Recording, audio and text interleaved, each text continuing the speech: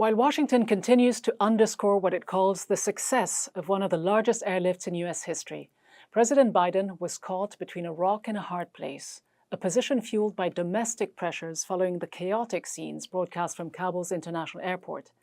At the time, the Taliban had announced a general amnesty for Afghans who'd worked for the United States and its NATO allies. And while some incidents have been reported, a policy of mass revenge executions hasn't taken place.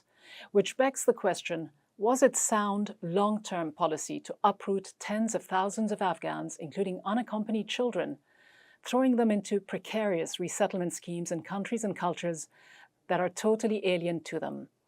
There is no denying that the Taliban takeover panicked many, particularly in Kabul, but perhaps even more so in Washington. And evacuating as many as possible became a so-called moral imperative, or a cop-out for a lost war and the debacle of a hasty military withdrawal. So in short, the intention behind the mass evacuation of Afghans may have been altruistic, but the on-the-go policy wasn't necessarily sound. For now, tens of thousands of evacuees remain in limbo on US bases in Qatar, Germany, and elsewhere. Hundreds of children have been separated from their parents who are still in Afghanistan and may never be reunited. Slowly but surely, the cameras are turning away from that tragedy on top of so many others. But at some point, these evacuated children will become adults and ask hard questions that no one will be able or willing to answer.